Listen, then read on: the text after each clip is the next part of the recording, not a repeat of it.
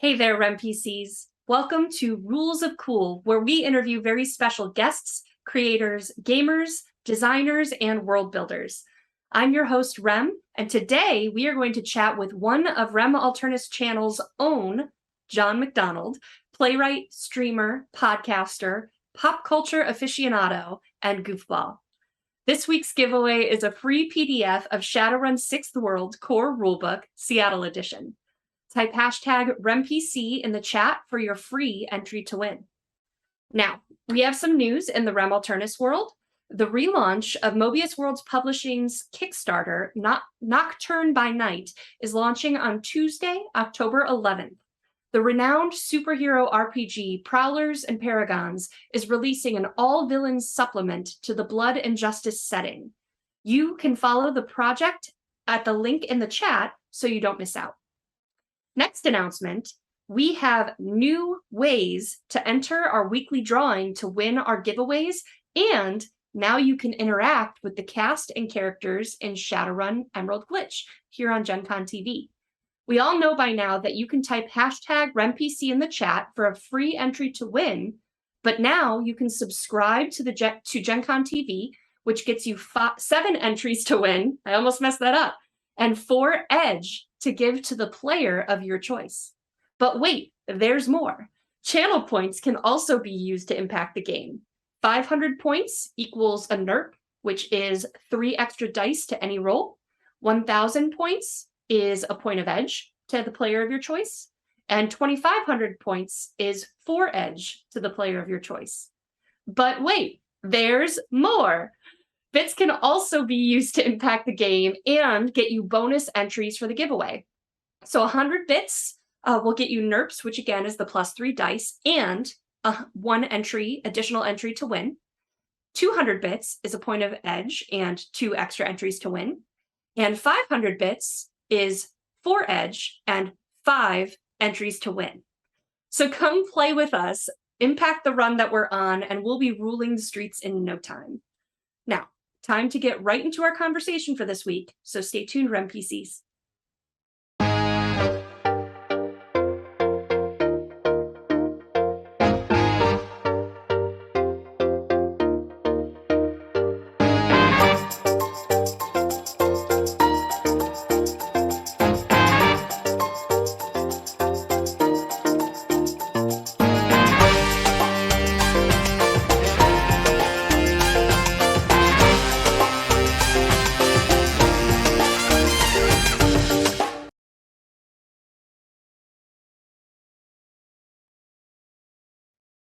Welcome back, everyone, and welcome to my guest today. Hi, John.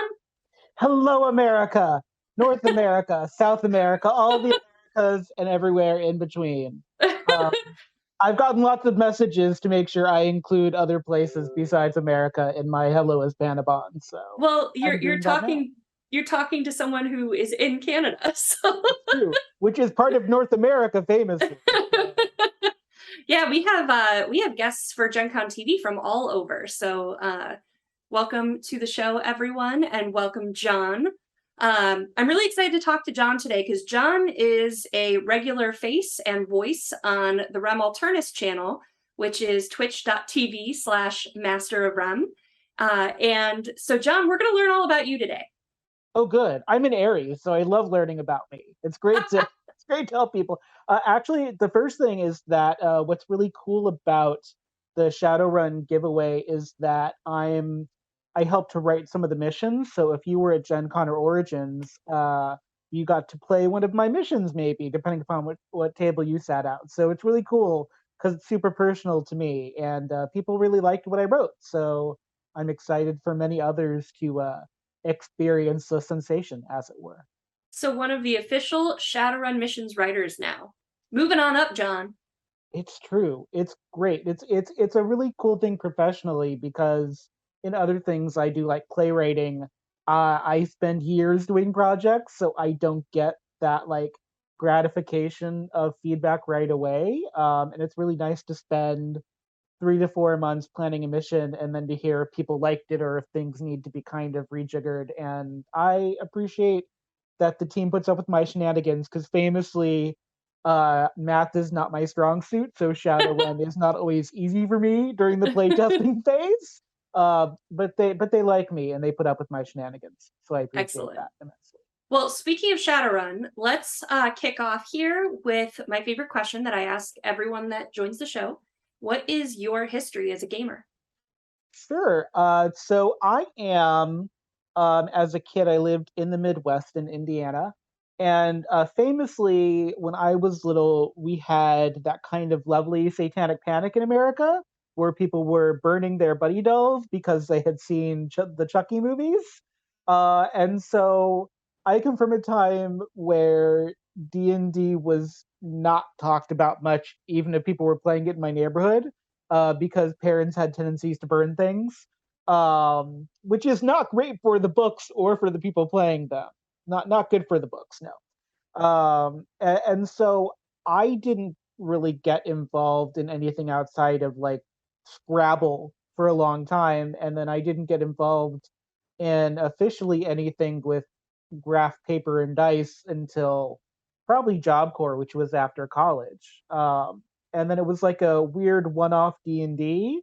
And the first time I played Shadowrun, they were using whiteboards to like make cities and office buildings, and so I didn't even know that you used regular dice for Shadowrun for a long time, probably Oh longer than wow. I should have. Yeah, Hey, no shame though in starting late. I didn't play D&D until after college myself. I swore I wouldn't. I was not that nerdy. And now yeah. I make my living on gaming.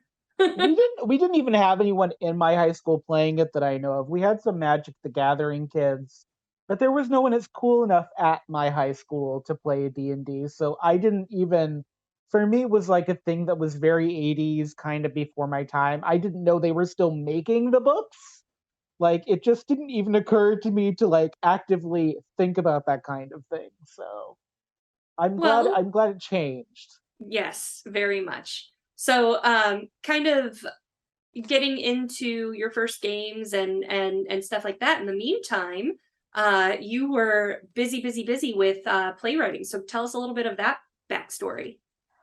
Yeah, definitely. It's kind of in tandem with the searching for D&D without knowing I was doing it. Mhm. I started in fan fiction actually. I was writing Buffy the Vampire Slayer fan fiction for Angel and Xander. They were my first OTP. And there was really in 2007, we didn't have a lot of queer content. We were kind of in a void. We were kind of past Will and Grace, but before the effortlessness of the Taika Waititi characters. And so, like, if I liked horror movies, which I didn't as much at the time, there wasn't much in the way of overt queerness there. Mhm. Um, and I felt a real need and a real impact in starting to create stories that were filling a need that I'd always had. I started out doing like somewhere between Stephen Sondheim and the queer fairy tale. So one of my first big projects, which I'm still looking for funding for, if anybody wants to throw $5,000 my way, I wrote a plug for me. I wrote a queer Cinderella musical. It's a wholly musical with new songs, but that kind of same Cinderella-ish premise.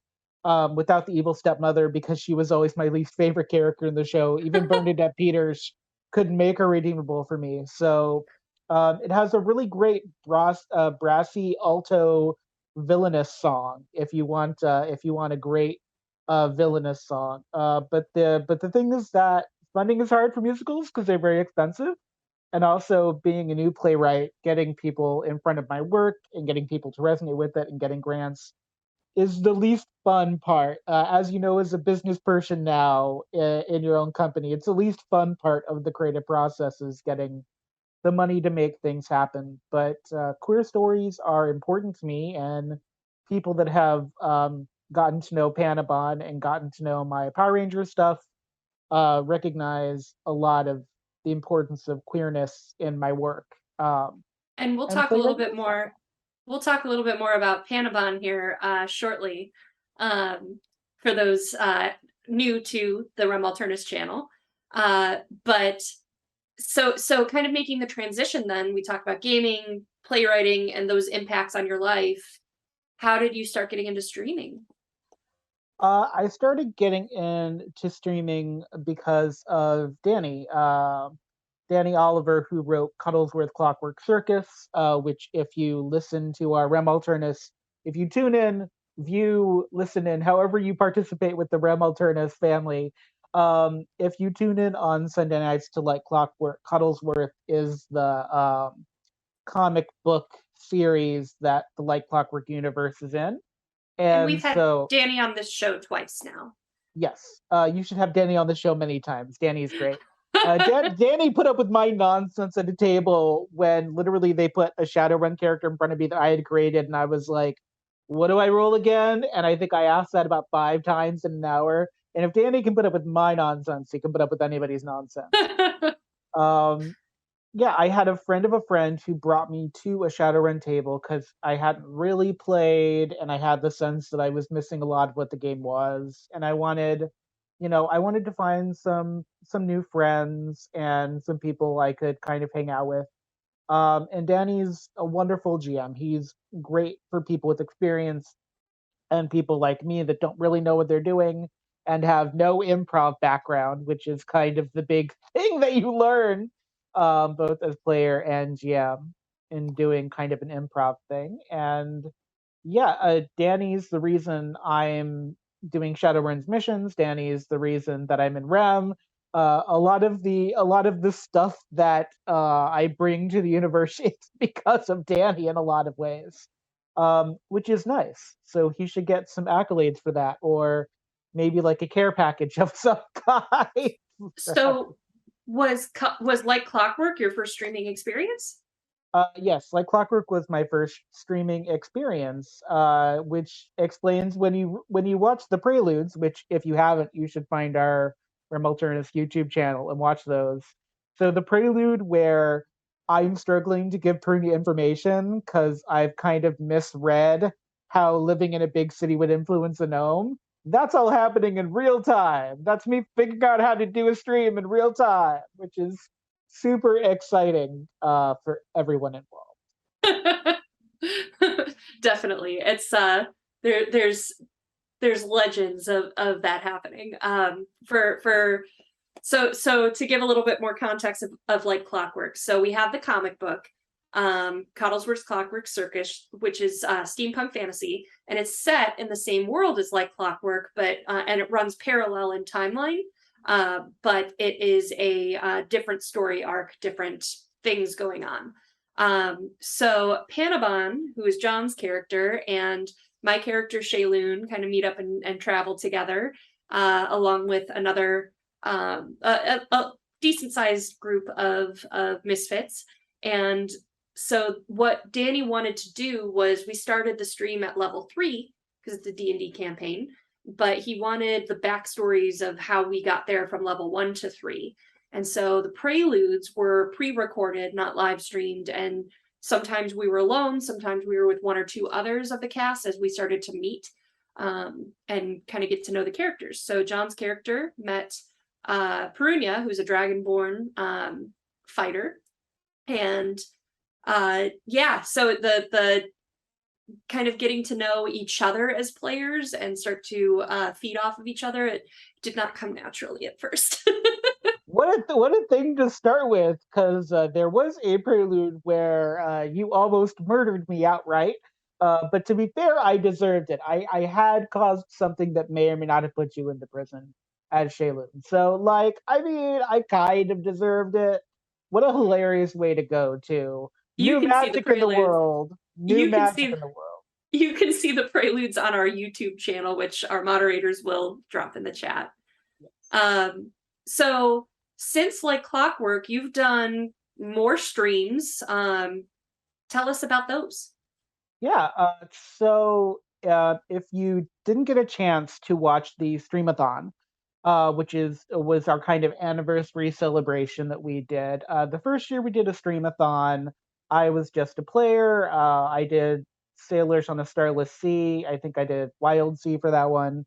Mhm. And I came back this year and I GM'd kind of to give a preview of my Power Ranger podcast that I'm doing with the Alternia Archives, which are part of the universe of the REM Family Network.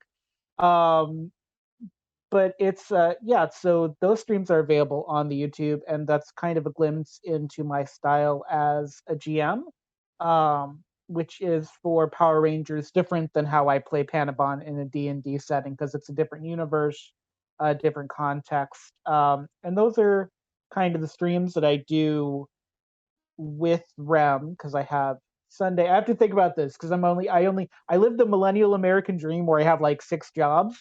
So I just have to think about this for a second.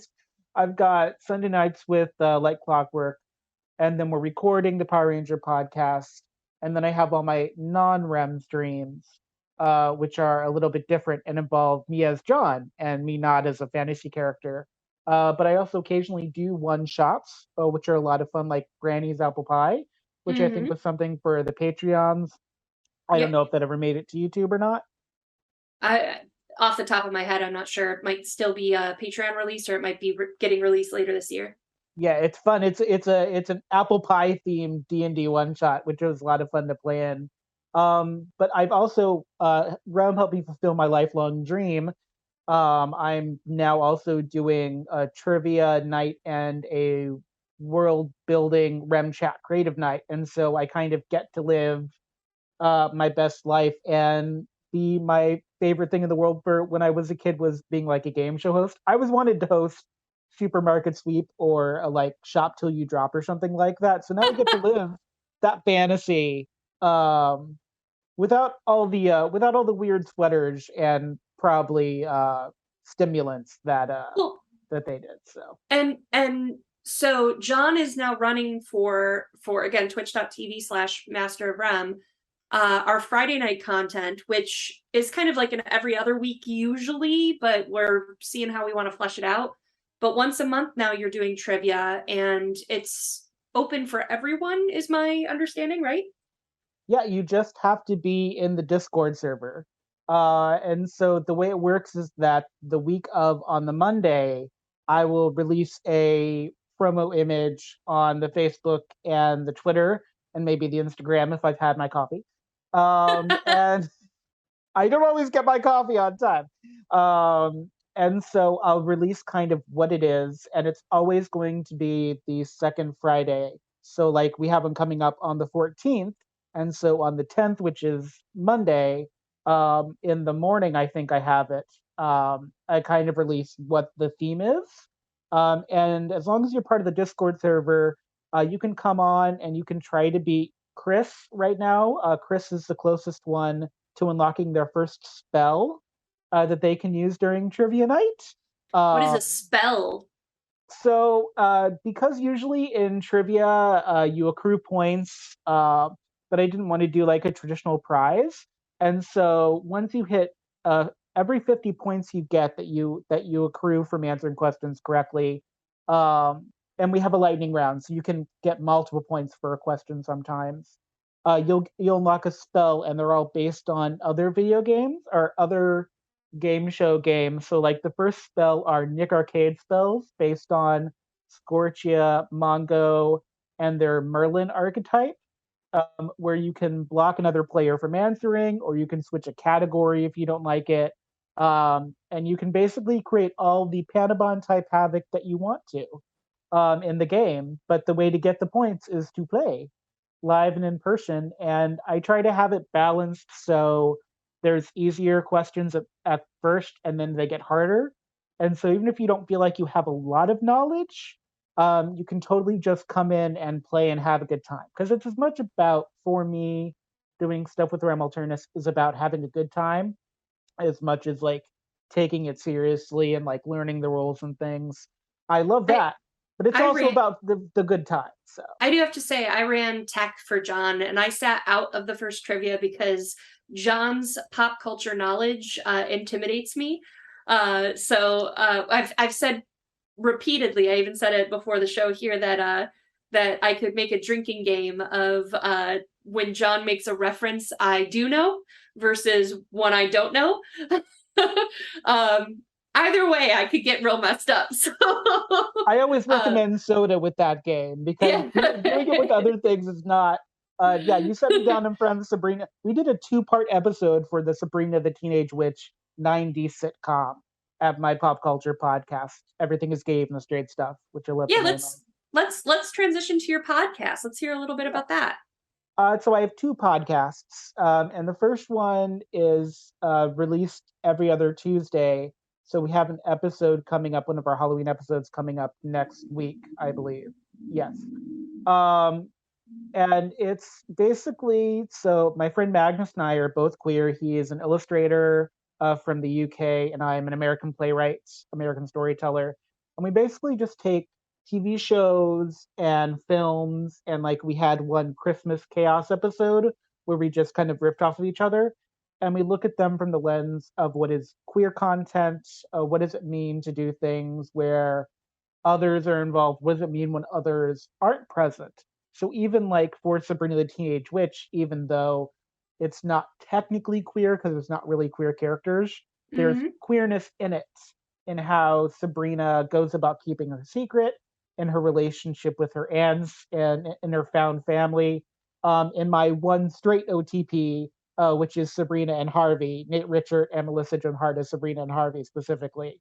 And so everything is gay, even the straight stuff. Likes to prove everything is gay, even the straight stuff that you like that you wouldn't think would be gay. Always has to have an element of queer or camp in it to keep people kind of interested and zesty for it. Buffy is a great example of that because Buffy still has people that discover it. And even before like Willow had come out, there was an inherent queerness to it because there's queerness in horror and in romance and even in just friendship. Um, and yeah, and also Buffy was a great show in my mind. So I agree. It was my first fandom, probably after The Lion King when I was wee. oh, Hamlet with cats. Yes. Um, And speaking of Hamlet with cats, my other podcast I do is an audio drama, kind of in the style of Welcome to Night Vale, where I take my love for like horror and sci-fi, so like Edgar Allan Poe and Ray Bradbury, and I mash it together and I turn it into this kind of it's a podcast where you're hearing someone from what's called the cosmic, which is my analog for heaven, and they're doing like an angel radio show looking down into this universe and basically just describing what they see and kind of reclaiming their humanity while they're with humans. So it has like a very screw tape letter C.S. Lewis feel to it. Oh, neat. And season 2 is, I think, so there was an episode today that got released for season 2. I think it's season 2, episode 6. And so we're halfway through season 2, and we're starting to get in the meat of who the Our Lady in Green is, who is this like evil goddess who's taken over the universe. And it's super fun to do and to bring in people to be different narrators and to kind of crack open what it means to build a world and to build a world full of horror that's not quite right. It's my personal Twin Peaks, if you will. And No, Kyle what's this one called? McLaughlin. This is called Surf City Donuts, Okay. which because I have a silent S is not always hard, not always fun to say. Surf City Donuts. And there is a link in my link tree to it because I know that would not be easy to find. It is not affiliated with any actual donut shop because someone did ask me that once. I did not know there was a donut shop called Surf City Donuts because where I'm from, we have a really great donut shop called Heavenly Donuts. And so it is not in relation to any donut shop that currently exists, even if there are 3 siblings that run said donut shop. Any reality is an unintentional, I promise. Excellent. So yeah, we have your link, all of your links that you sent. So we'll make sure that those are tagged in the video as well. And but where if people have a window open or are ready to look for these right now, where can they find these podcasts? Sure, I have a Twitter. I came late to Twitter at the behest of others, and I use it, but it's John M with a whole bunch of numbers. So I don't have. I think I can actually do this offhand if I scroll up to find it. John McD 2660710 which just shows you how late I came to Twitter. after all of there are some really cool people on there. So the cool people haven't left, but now they're like cool people in individual communities.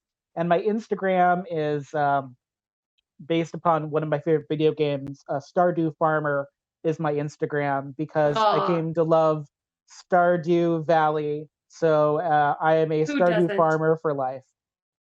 Excellent. I was really excited. I actually got because someone heard I loved it and they were like, "You have to get the board game," and I got in on the second printing. Oh, And it's that's a cool. really great board game. So Yeah, I still haven't gotten to play the board game yet, but I'm excited to try it out. yeah, it's really cool.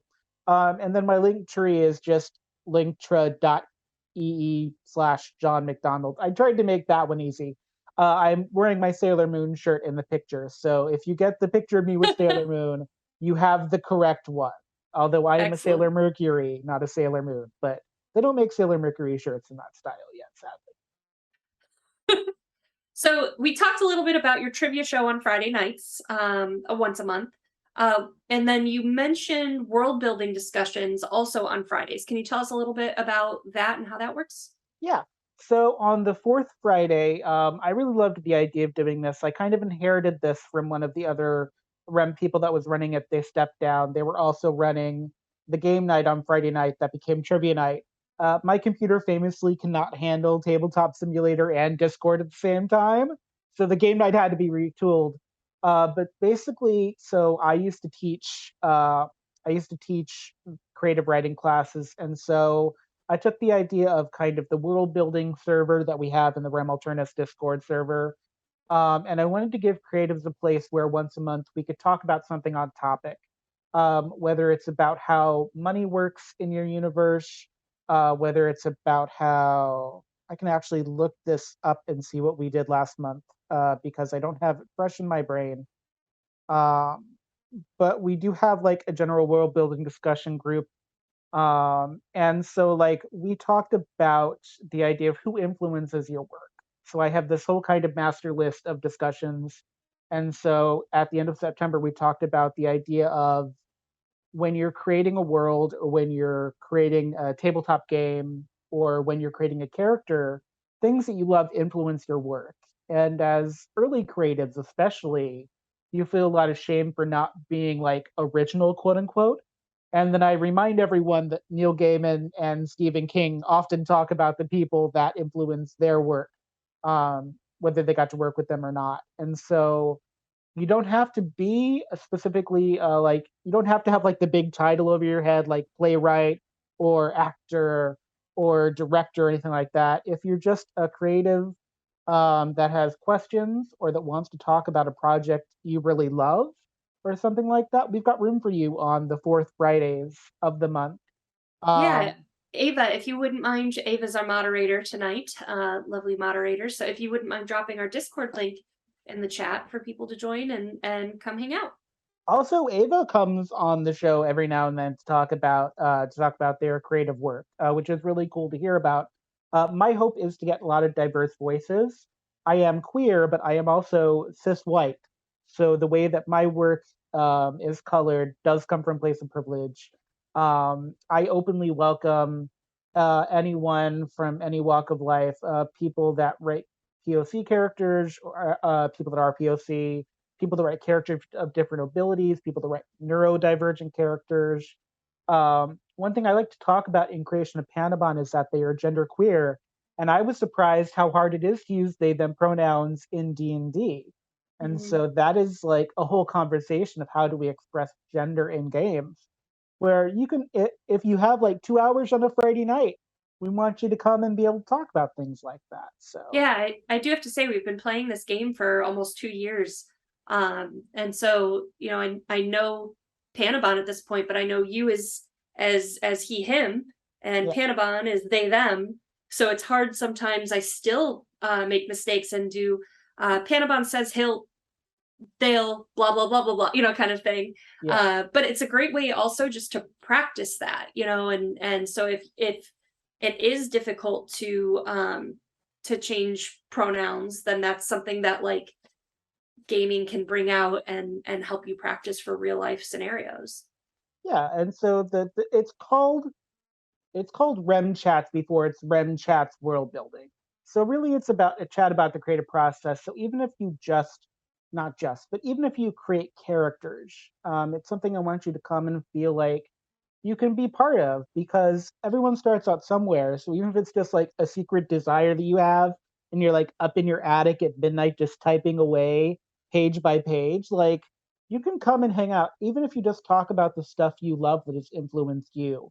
Like I did a post for the social media about the idea of community building and who loves musical theater, and not just because I had been listening to the Les Mis soundtrack all day and I wanted to talk about that, but it's what we do as creatives, creating community in tabletop gaming is a lot of the same journey that I have as a playwright, except it's more community oriented because my playwright stuff tends to happen, by myself until then I have to put it in front of people. D&D and Shadowrun especially really feel like a collaborative process from the very beginning Mm-hmm. because even in building your character, especially if you're like me, you need help. If you don't know what you're doing, or if you get over ambitious, which I've been known to do from time to time. What? I know it's crazy. Who would have thought? Well, I feel like I'm jumping a little bit, but I want to go back to podcasting real quick. So you got to talk about your podcast that you do separate from REM, but you've been on several of our podcasts and you're GMing the Power Rangers one, which you mentioned. So why don't you talk about your history with the REM podcast, where we can find those, um, and share what you've done. Yeah, and I don't mind jumping. I seem to inspire jumping around actually when I talk to people because I get excited and then we go off on tangents. I'm being really good today. Like I'm gonna have to have ice cream after this because I haven't mentioned Darkwing Dunk or Sailor Moon. I've only mentioned Sailor Moon once. I feel really good about that. Well, just ruined it, John. That's ruined. It's ruined. Um, one thing I love about Rem Alternus that we do is we have the Alternia archive. And if you haven't gotten to participate in this, this is our kind of podcasting part of it. I call it part of the universe. It's like the arm of it, I guess, if you need like a spider analog or something. But Alternia Archives has kind of one mission, which is to get people to experience new tabletop systems. So currently, what we have going on is called the Tales of the Asteria, which is this like wonderfully dark alien RPG. There's like a mutiny at the beginning that kicks it off, and Ava is jamming it, and she has this really cool plan to do this 3-part Halloween closer. So if you haven't gotten to listen to it, now's a good time to get in because it releases episodes every Friday. And then the weekend of Halloween, it's going to get crazy, which I'm super excited to tune into. And the idea of the Alternative Archives Network is about experiencing new things. So the Power Ranger podcast is using something called the Essence 20 system, which has a lot of familiarity to it, but is different on its own. And so throughout the journey of the 13 episodes, which will be coming in the new year, there's a lot of I've lost my track. There's a lot of discussion of kind of how the rules apply. And as new GM, when I paint myself into a corner, I'm kind of honest about it. And I'm like, I'm not really sure. I'll check the book. And then we edit it out so you don't hear the silence and page flipping. But it's a lot of fun and it's really cool. The Power Rangers RPG for me is about the idea of these teens with attitude at 18 becoming Power Rangers and learning to mature both as adults and Rangers. And so it's kind of like Pandabon's journey, except that Pandabon is willfully not maturing, and these characters are maturing more in real time than Pandabon is. 2 years. 2 years. It's so good. It's so good. You deserve like a sainting medal or something. I don't know. But so I'm also in the Alternia archives. If you start scrolling back through, there's things like O Solaris, which was really cool. I was part of a podcast experience for Savage Worlds for a module not called Saints and Sinners, which I had a lot of fun. And I played Flint Marine, an aquatic sniper, who took everything far too literally. And I really didn't think there was much Panabon inside of him, but I was wrong about that. Panabon apparently colors all I do, but that is available. And then our good friend Shay, who is part of the Realm Alternus network, if you scroll all the way back to the beginning, the first thing in the Alternia archives is called Brutal Crit Wrestling, which is based on a wrestling RPG that I did not understand the mechanics of, and I still barely understand the mechanics of.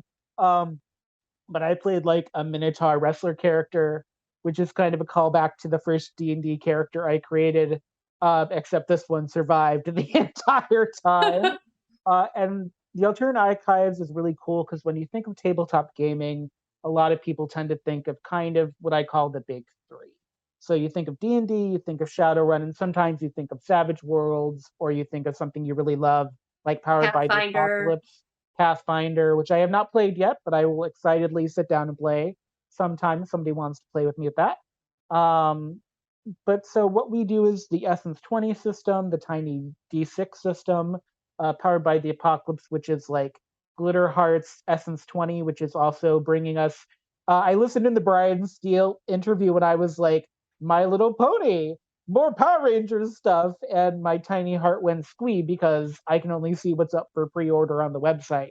Um, but I'm very excited for kind of I know a couple because I have a couple other secret things that I'm involved in for Alternia that I can't talk about yet because I don't know when they're coming out. But there's a lot of different gaming systems and getting to explore them, both the good and the bad and kind of the new, Mhm. is what Alternia is for.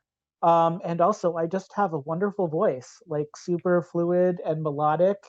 And so, you want to listen to me just all the time, just like when you're jogging in your car, whatever you need. I'm great on road trips. Oh my gosh. Yeah. Awesome.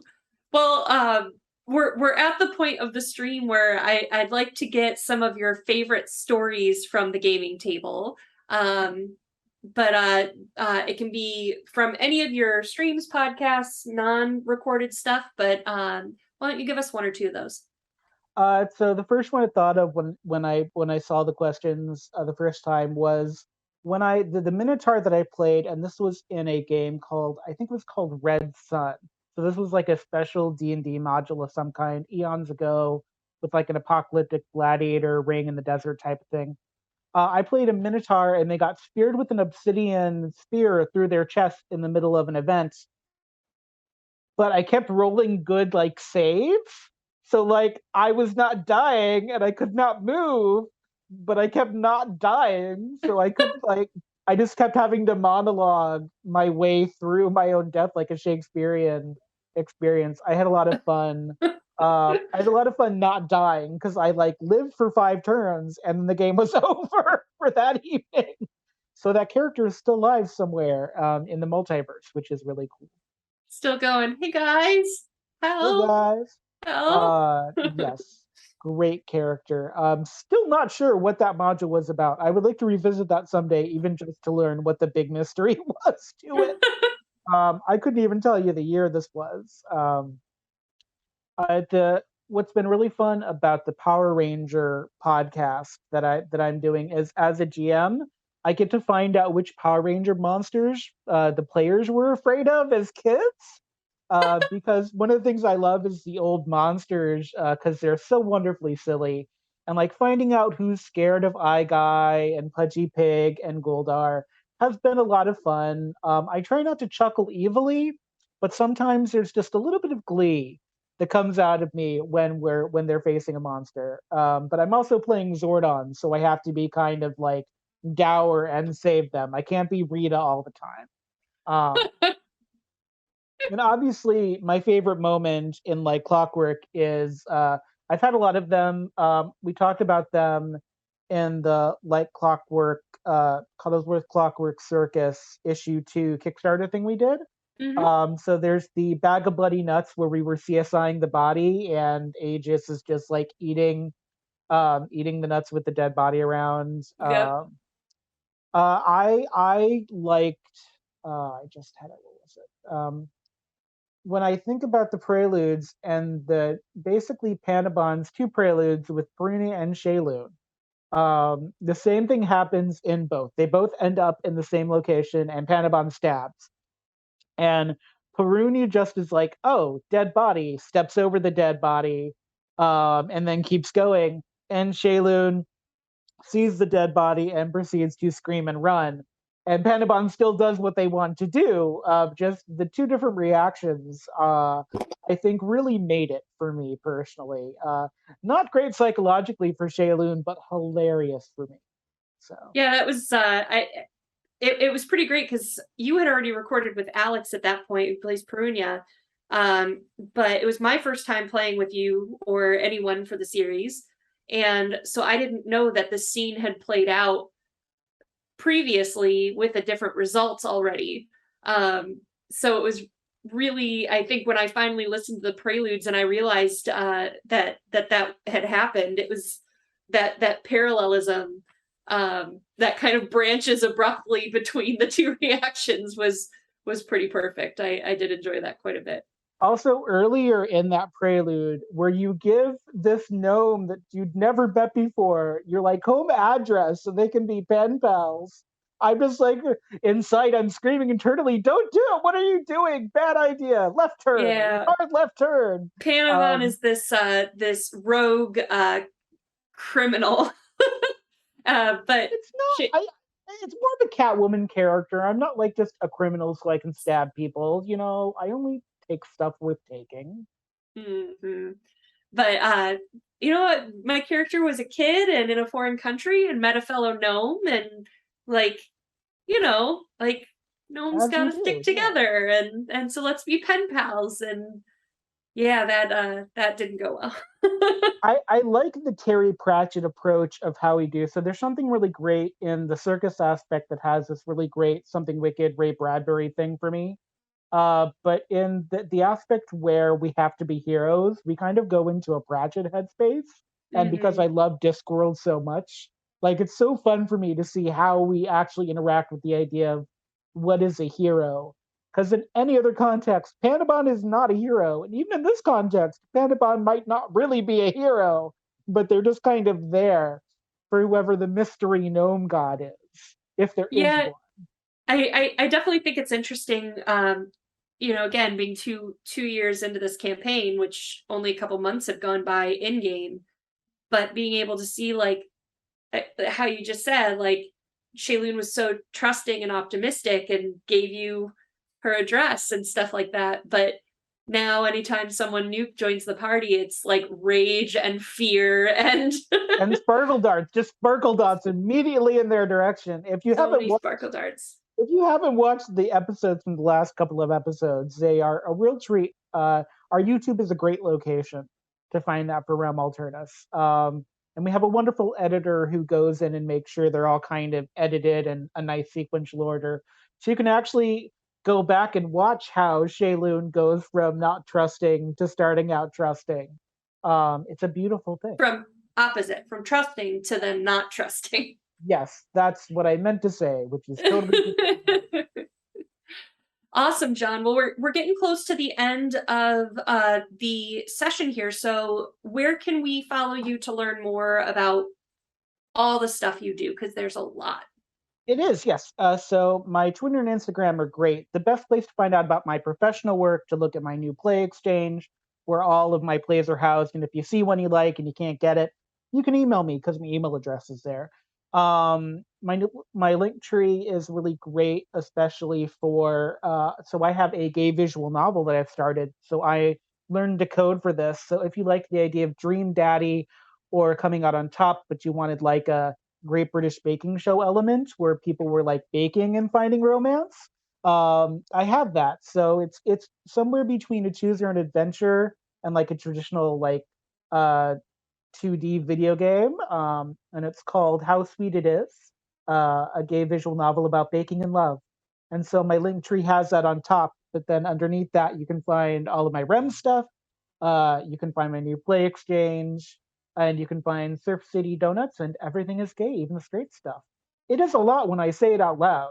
Like I just have a schedule I keep to, but when I say it out loud, it really does seem like quite a bit, doesn't it? Yeah, you do a heck of a lot. So thank you so much for being here. Keep producing content, and we love having you in the REM community. And hopefully you've enjoyed meeting John too, and we've got some new followers for like Clockworks or City Donuts. Everything is Gay and the Street Stuff, which I love that title. Such a good title. Alternia And Archives. if you watch Rem Alterna's social media, I do social media managing. I'm putting together some secret commercials for the Power Ranger podcast as well. So while you're tuning into Tales of Hysteria, there may be some secret podcast commercials that sneak in for your Halloween and November pleasure. Excellent. Thank you, John. Now stay tuned, everyone. We've got more coming right up.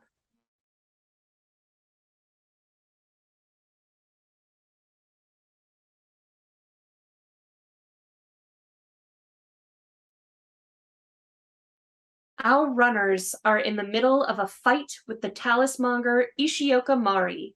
Can they claim the Gilded Rose power focus? Do they even want it? How badly will Violet's bad luck with plants haunt her? Join us for part 3 of Case of the Midas Talismonger in the next episode of Shadowrun 6th World Emerald Glitch, coming up next. Don't forget that we have a wonderful giveaway of a free PDF of the Shadowrun 6th World Core Rulebook Seattle Edition. Thank you so much to Catalyst Game Labs for donating such a great prize. Enter to win by typing #RemPC in the chat. And don't forget to get bonus entries and impact the game by donating bits and subs in chat. All funds help us to pay our cast and crew and keep producing content. Also, did you know, you should now after John's interview, that we have more shows like Shadowrun Emerald Glitch on our Twitch channel. We stream 5 to 6 days a week over on www.twitch.tv/masterofrem, including the Dresden Files RPG, Shadowrun 5th Edition, Steampunk Fantasy D&D, and more. So check us out and give us a follow. Thank you all for joining. Next week, we'll have Gen Con TV's own Sarah Moore return with her partner Damon Vanhee as they discuss the launch of their very first Kickstarter for the new TTRPG, The Crowned, followed by the one-shot show of the game being played. You won't want to miss it. So we'll see you next time, RemPCs.